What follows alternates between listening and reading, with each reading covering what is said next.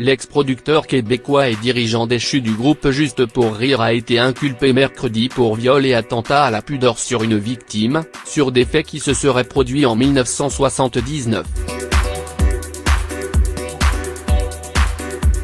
Gilbert Rozon a été inculpé mercredi pour viol et attentat à la pudeur sur une victime, a annoncé le procureur du Québec.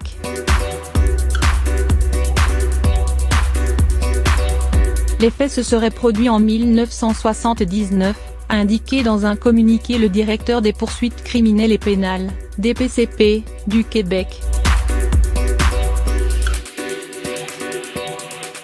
La police de Montréal avait recommandé au procureur de déposer des accusations au pénal contre Gilbert Rozon concernant 14 victimes présumées. Mais le magistrat en a décidé autrement après avoir analysé l'ensemble des éléments à charge. Je vais continuer à me défendre.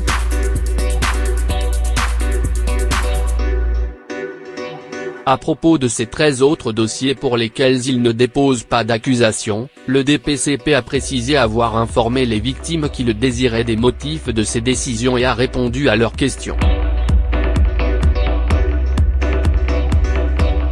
En droit pénal, en raison du principe de la présomption d'innocence, la poursuite doit faire une démonstration hors de tout doute raisonnable de la culpabilité de l'accusé devant le tribunal, a motivé le procureur.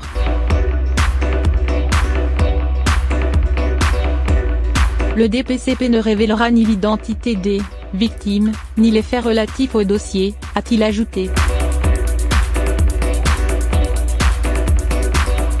J'ai appris ce matin le dépôt d'accusation à mon encontre concernant un dossier présumé datant d'il y a près de 40 ans, a réagi Gilbert Rozon mercredi dans un bref communiqué. Je vais continuer à me défendre devant la justice et réserve tout commentaire pour cette instance.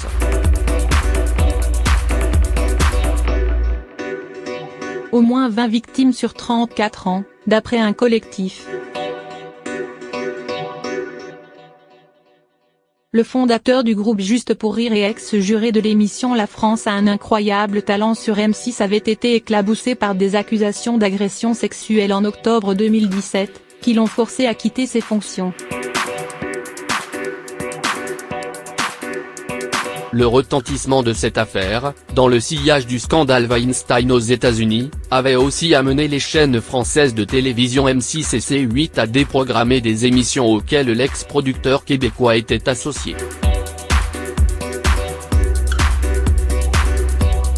Un collectif de femmes, présumées victimes de Rozon, a obtenu au printemps de la Cour supérieure du Québec la permission d'entreprendre une action collective en justice au civil contre Gilbert Rozon.